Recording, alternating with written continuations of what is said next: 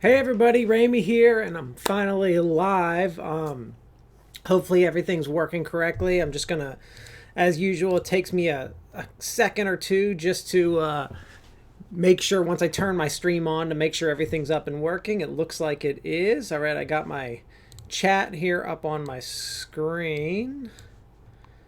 Just getting everything set up. All right, I got some cool stuff to talk about today. Actually, some really exciting things, some things that I am really interested to see. Okay, there we go. Everything's set up. A-okay. All right, so um, first thing, it's been a long week. My household has had a bunch of people sick, so trying to stay healthy. I've been healthy. I'm the only one, so hopefully everyone else is able to stay. Hopefully everyone else stays healthy and I don't get sick, because I have so much stuff to do. But I got some cool stuff I want to talk about today. Some cool stuff that's kind of like happened this week that I am interested in and I think is really exciting. So first thing I want to talk about this week that's happened is this puppy. What you see up on the screen here, but this thing I'm a jigger.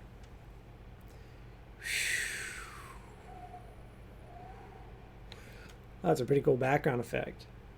You don't know what this is. This is Oculus Quest. Okay, so if you're not familiar with Oculus Quest is the new Oculus headset that's wireless. It doesn't use any computers or anything like that. You can take it, you buy games for it, and you can take it and use it anywhere. It's been awesome. So I use it for a lot of like demos for work. I show people like different things in VR, and I can just bring it anywhere and show them. I bought a few games for it. Now I have obviously all the games you can get for free, but then I bought Richie's Plank Experience. I bought the full game of Beat Saber. I have a game called Wonder, which I definitely have to show at some point because it's really interesting. You can like beam yourself to anywhere in Google Maps and be there in 3D. It's kind of crazy. And then I got the Discovery Channel app. And those are my 4 apps I kind of have purchased to kind of demo for people. But some really cool stuff has happened in Oculus Quest this week. So there's a conference right now. And if you don't know, Oculus is owned by Facebook. And a few months ago, they released the Oculus Quest and the Oculus Rift S. But the Oculus Quest has been the one that's really been the big game changer because it's wireless. So this week, they've added 2 new features to Oculus Quest, which are pretty significant, pretty big game changers in virtual reality. So, first one, which is awesome. You can see the picture up on the screen here. Hand tracking. So one of the things, if you've read Ready Player One or even seen the movie, you know that like VR in that book does like basically tracks everything about you. So we're really not far away from that. So you can see like Oculus is going to have hand tracking, but what I'm really excited about with hand tracking is that you see on the device itself, there are all these little cameras. Like you can see one right here. These aren't different than the kind of cameras that are like on your car, like different kinds of sensors that vehicles have now and stuff. They're becoming really inexpensive and really easy to have a bunch of. So so what they're going to do is they're going to allow Oculus to track your hands. Now, it's not going to be perfect. It's not going to be as good as using this controller. It's not going to be as quick. It's really not going to be all that awesome at first, but it's a step in the right direction. Because we're headed into this VR headset being able to recognize your whole entire body. And where that's going to lead to eventually is instead of a handset like this, that, this is my hand in VR right now. It's got, buttons and all my controls. Right here, a little joystick that you can see now and stuff. What is cool about this is that it's actually going to recognize you. And what will happen is we'll start to get like virtual reality. The next step to recognizing your hands is virtual reality gloves that have sensors on them that allow you to feel like sensations of like hot, cold, touch. Like we're really getting somewhere in VR. I'm really excited to be able to watch this. I feel like I was able to grow up like as a little kid, like when Atari first came out and the personal computer. So I've been able to grow up watching like the evolution of the computer and internet. My kids are growing up right now. They're growing up to the evolution of VR, which is going to be way different in like 10 to 20 years. than it is now. But it's really cool, and I'm really excited to see this hand tracking. It's not going to be anything special at first because I think that you really are going to need the control for most things. But it's a step in the right direction, something that's really cool, and I'm really excited to see it. Especially for something like I can type. Like, that's where it's going to be really useful right now. Like, I can use this for everything. It's not a big deal. But, like, being able to type like a virtual keyboard would be awesome. Okay. Next thing. And this next thing is awesome. And I'll tell you why. And I'm also a little disappointed in it, too. No, I'm not really, but I am for some people. I feel bad for them. Okay. The next thing. The Oculus Quest, they're going to allow you to plug it into the PC with a USB-C cable, and one actually comes with the Oculus Quest, so you should be able to use that one that plugs in right here. But what it's going to allow you to do is you're going to be able to plug into the Oculus Quest. So right now, the Oculus Quest, it has its own app store and games that you can use, and you can use them anywhere. The disadvantage of the Oculus Quest is that there are tons and tons of games that are on the PC version of the old Oculus Quest and the new Oculus Quest Rift S. And this headset has not been able to use them. And a lot of people have maybe purchased those games in their old headsets. They don't want to repurchase them. But there's just this huge library already online of games for the original Oculus Quest. So what they're doing is they're allowing the Oculus Quest to be able to use all of those games. Now, you can't use them unwired, but you can now wire into your PC and use all the other games in the system. This is awesome for two reasons. One, basically it makes the new Oculus Rift S, if that's the one it really almost makes it obsolete. Because now this is going to have all the games that the Rift S does. The Rift S is still a little more powerful and has a little better graphics, but nothing that I consider noticeable, because I actually have both headsets and I don't notice a difference. So I don't know. If I can't see it, like I don't really care too much about it. But the cool thing is, now that I can plug this in, all those games that are on the computer that I have paid for previously from the old Rifts, I can now use on this. One specifically will be Minecraft, because it's a great demo game, and now I can bring my computer, plug it in, and allow people to experience that on my Quest, which I think is pretty cool. So I think it's really, really, really another big draw. I think the Oculus Quest is definitely, beyond, without a doubt, the most popular virtual reality headset that we've had. And it's definitely I've been excited for it. This is what VR was supposed to be. It was always supposed to be this Oculus Quest, and it never was. And they released it, and it really is awesome. It really is amazing.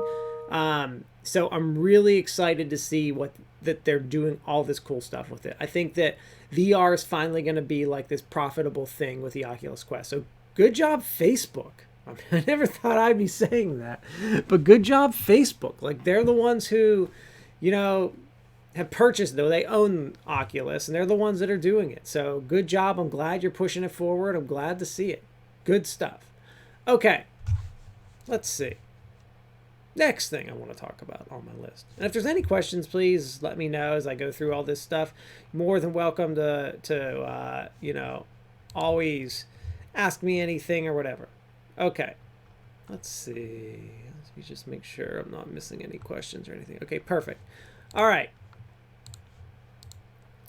Next. Oh, I just got rid of all my questions, which is not what I want to do. Okay. Next thing. So I have a few more things I want to talk about today. Okay, next thing. So I recently purchased the Insta 360 One X 360 camera. You can see on the screen here, it's moving around. So what a 360 camera is, first of all, is a 360 camera. You take one picture, and there's I'll just show you.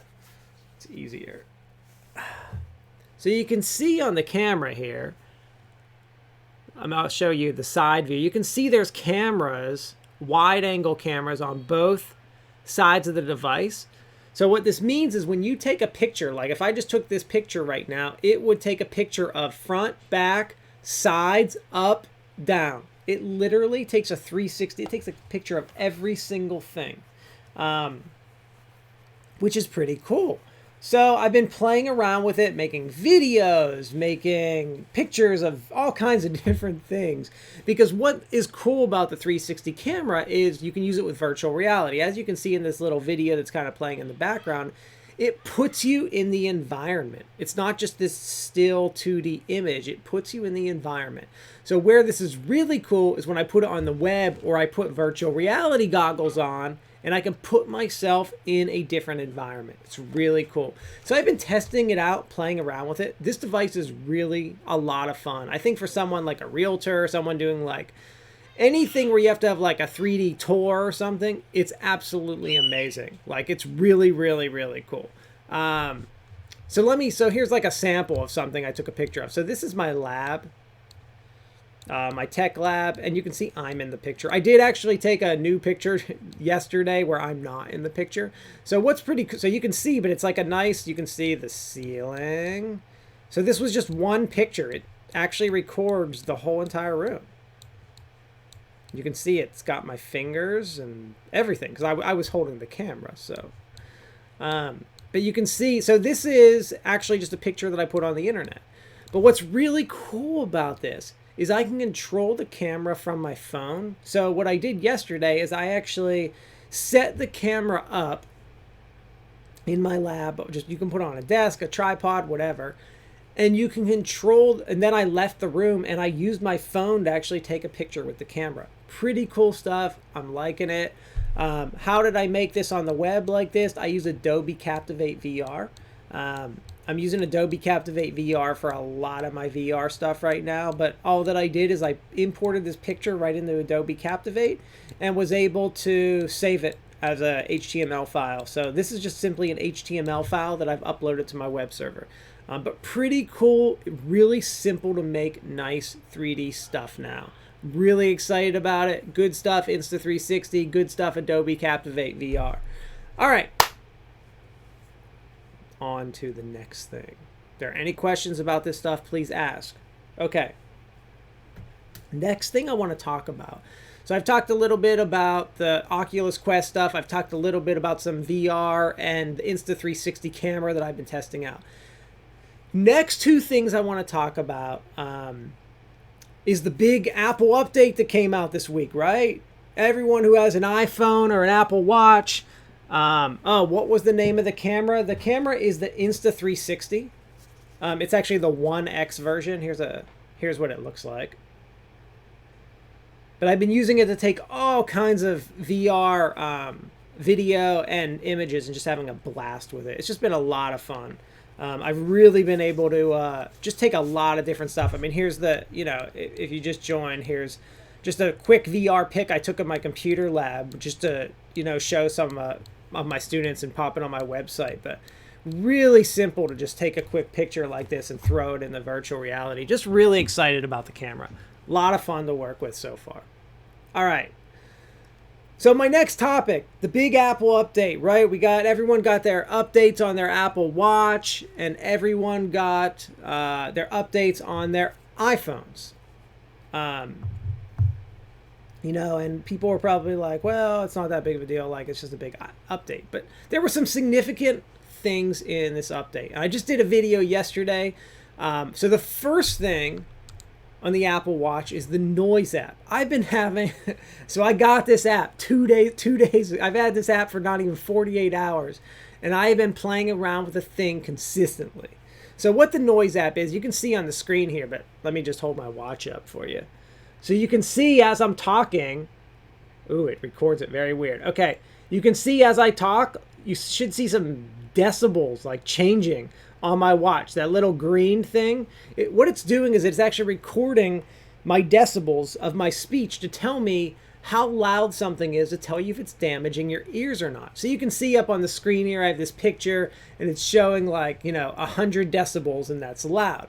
So what Apple's done is they've broken down the decibels to tell you like anything above 80 decibels damages your ears. Like 80 to 90 decibels, it takes 5 hours of listening to that to damage your ears. 100 or more decibels, like listening to that for 3 minutes damages your ear. So it's kind of cool to see like what in your life are you doing that's damaging your hearing, which I think is just awesome anyway. So I've been doing tons and tons of tests with like everything to see how high I can make this decibel thing go. So like if I scream into my watch, I can get to like 95 decibels about. I can get pretty high with a scream. My son, you probably even heard him scream like 3 minutes ago because he just got home from preschool. I'm upstairs in my office today and he just got home and I heard like a loud, high-pitched squeal scream. He's a 4-year-old and the kid, he can get over 100 decibels. But I've just been testing things out. Like, am I damaging my hearing with like daily life? And so here's what I found out. So I tested things like my lawnmower, my washer dryer, my blender, my electric toothbrush, like everything. I've been just like making noise, like clapping. Got my electric guitar and I've been like just playing it. Like you can see, I've been just like playing like as loud as I can with my on my amp just to see how loud I can get this thing. And it's kind of funny. Nothing I do in my daily life really is above the 80 decibels that would damage your hearing. So what I found is like at 80 decibels, which is like, so if I put my watch right up to my lawnmower, that's 80 decibels. So that's pretty loud and like a pretty annoying sound. The thing is, when I take my watch away from the engine, by where my ears are, which is like a solid 6 feet away from the engine, I'm at like 65 decibels because I've traveled like 6 or 7 feet. The sound waves just aren't as powerful at that point. So what I found is that like if you have your head by like a lawnmower engine, you're probably damaging your hearing. So it's pretty much common sense. Like if you're like at that point or not. Like if it's loud and like annoying and ringing in your ears like a lawnmower engine would be if your head's right there, you're damaging your ears. But like my blender is super loud. That was really loud. But it's kind of cool. I'm just playing with it and looking at like every sound. Like when I'm in a room and a bunch of people are talking, I'm like on my watch seeing like how many decibels is this room and what's it doing. I think it's a really fun app. Really excited to see Apple do that. Kind of cool. It's more like fun, but I think it can be like beneficial to some people, and I think I like that. So kind of cool. All right, that's it for the watch noise app. That's all the real big things I noticed in the new update for Apple Watch. It does have a few other things. It now tracks menstrual cycles. That's not useful for myself. For women, though, that could be extremely helpful. They do have a few new watch faces, and I can actually show you them because I'm going to go onto my phone anyway. So let me do that. Let's see here. Let's go, because I'm going to show you the dark and light mode of the phone anyway. Because what they've done is they now have a dark mode on Apple Watch. So let me show you guys that. Let's see. I have this program that what it does is it's called Air Server. And it actually will display my watch or my phone right up on my computer. So I'm opening up Air Server right now. Come on, Air Server, let's open up. Oh, okay. I think it's up.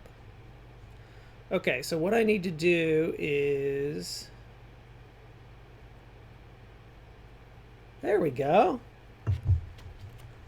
Look at that.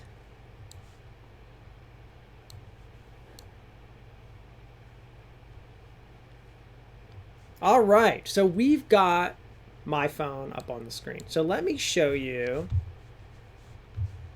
some of these watch faces, and then let's talk about light and dark mode. Air Server is not free. You do have to pay for it. I can't remember how much it was, but it was pretty inexpensive. It might have been like a $20 app purchase or something like that. I bought it on PC several years ago, but it works really well and allows me to put my phone, you can see right up on the screen in a second. I believe I could not find any good quality piece of software that was free that allowed me to do this. There were some ones that were free, but they did not work like this. And I needed something that allowed me to put my phone like right up on the screen without having to worry about it. And Air Server solved that. It was pretty inexpensive. But I do like it. I do really like Air Server a lot though. Okay, so let's go to the watch faces. So I go into my watch app And I can see some of the new Apple faces, and these are only going to be on the Apple Watch 4 and the new Apple Watch 5, because the 3 isn't going to display all of these. So sorry, people with the 3. I have a 3 as well, so I get it. Like I'm not using any of these new faces. Whenever they release the new faces, I kind of think they're cool, but I can't stand these analog watch faces on the Apple Watch to begin with. So here is like, these are the new ones right here at the top of the screen. This white one here, the blue, so Meridian, California, modular compact, and the solar dial, gradient, numerals duo, and numerals mono.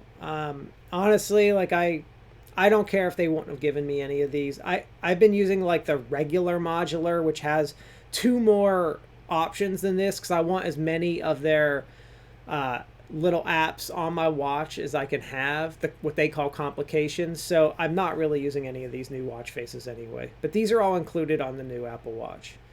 And what's interesting is when I got this update the other day, a bunch of the complications were broken, and I think it might have been because I was now in dark mode of the phone. I'm not sure, but I had to shut my phone off a few times, and then finally it all fixed itself and I went back into light mode. Okay, so that's Watch. Also, this Watch App Store is now available on the Apple Watch itself. I don't know how good that is for people. I could really care less about that, so it's not something I'm even ever going to use. So it doesn't really make a difference. I'm not, if you're curious, I'm not buying the Apple Watch 5.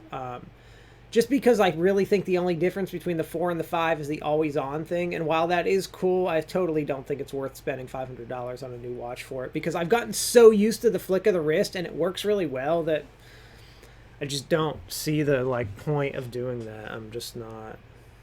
It's not a super great option that I need to buy a new watch for. But if you had the 2 or the 3, I think it's probably time to upgrade. Okay, anyway. Light and dark features. So I've been testing out the new light and dark interface of iOS and see and at first I thought I'd really like the dark. So I went right into settings here, settings, display and brightness, and you can pick light or dark. I thought I would definitely like the dark. So I'll go to dark now. You can see as I switch light, dark, light. So let me just show you light first. So this is light. You can see when I click on something, you can see the background's light. If I click on my text messages, you can see things are light. I click on my email, you can see light. Okay, so when I go to dark, I just am not. So I like this. I think this actually looks nice, this switch. Like my settings, I think that looks pretty good. But what I didn't like is notice how the background now here is dark, and I feel like it clashes with apps. You can see the Twitch app, it doesn't stand out as much as it did before, because all these apps were made for the light setting. So things just aren't. I don't know. Look at the Garmin Connect, how it almost blends in the. I mean, it doesn't blend into the background, but it kind of does. And I was just I didn't know why they changed that. I don't know. I thought it'd be the backgrounds. Text messages, I think, are fine. I'm not sure I like it better. Maybe I like the black text, and same with email. I thought was just a little. I almost preferred the light background. Maybe it's just my preference thing. Maybe there's people out there that are oh, I don't know what you're talking about, buddy. I like this light mode or this dark mode so much better. I'm glad they have options. I mean, they should have always had it, but I really think that I like the light mode better. I think the you can see, I go back in here and look how much that Garmin stands out now. Even the white stands out really well. Oh yeah, it could very well be. I mean, that could. So someone asked, could it be for people who have issues with color blindness? I don't know. I'm not colorblind. I don't know enough about color blindness to know that. But possibly, I mean, I'm glad they have the option. I like it. I think they should have 10 options that you can change the color and customize and do all kinds of stuff. So I'm all about them. I'm all about them having all these options to do it. But I just don't prefer it. That's all. I prefer the original light version. That's all. It's just a matter of preference. There's no right or wrong. But I do think they need to have tons of options, and there are some accessibility things with the iPhone that they do have.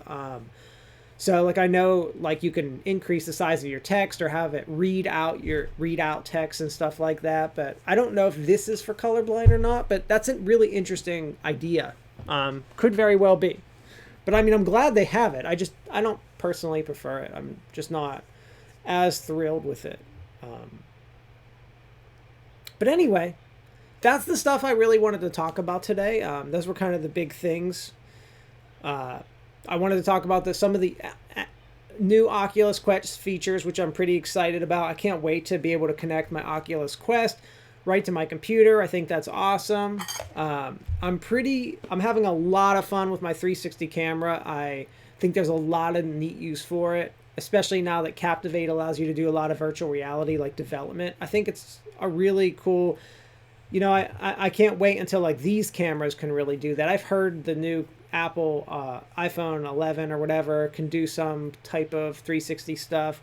I have to play around with it. I don't have it yet. I'm actually going to be requesting that new camera so that I can figure out what it does and stuff.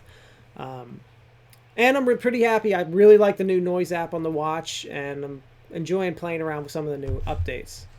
And I showed you guys Air Server, which is kind of fun. Yeah, the 360 is pretty cool. It's really neat. Just to be able to go into a room, I just keep picturing, like, how cool would it have been, when I was a little kid, we moved out of my, the house I grew up in when I was like 13 or 14 or something like that.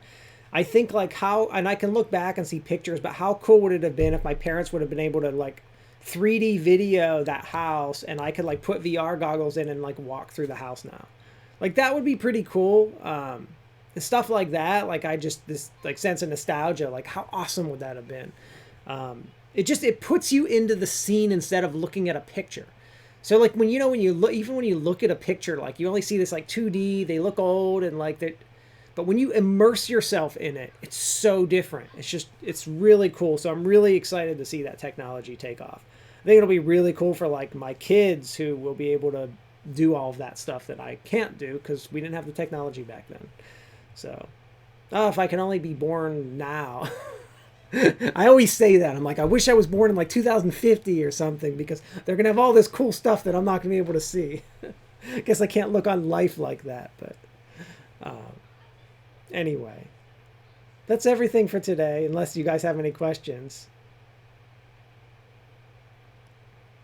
Oh, yeah, I think that, well, someone just asked about like, developing technology and things for diversity. And I think that's a huge, huge, huge point of discussion right now in the tech world, is making sure that the technology can be used by everyone. For example, like, I develop my videos for my classes. All of them I upload to YouTube. Why do I upload them to YouTube? Because they are going to have closed captioning on them. YouTube does the closed captioning for free. It's up on the video so that someone can read the video if they can't hear it. I think that's a really like hot industry right now too. I think if you're an innovator and you're trying to find out like a field to get into, I think that like ADA, 508 compliance, anything to do with disabilities in tech, I think is a really hot industry. I think there's a lot of potential there for innovation, and I think there's a lot of potential there to make a lot of money, because it's a big need, and it's something that's really being, it's something that's really needed in like every industry now. So I think that's definitely something that's going to become more and more common. Absolutely. Oh yeah. And I am glad I was born in 79. So I'm so glad I grew up in the 80s. Like, I love the 80s. I have 80s everything. But I still wish I was born in like 2050 too. I mean, my desk, I have like so many 80s things. Like, here's one of my 80s things. A plasma ball that like lights up, like they used to have these in like the movies in the 80s and stuff. I mean, I just have like all kinds of goofy stuff like that in my house. Anyway, that's it for today. Thank you for watching, and you can always check out the video because it's obviously recorded. And I should be on next week at 1 p.m. as well. I'm going to try to use this time, Thursday, 1 p.m. Next week, I'm actually going to be away. So we'll see how that goes. It might be like a short clip from my hotel room. We'll have to see. But thanks for watching, and see you guys later.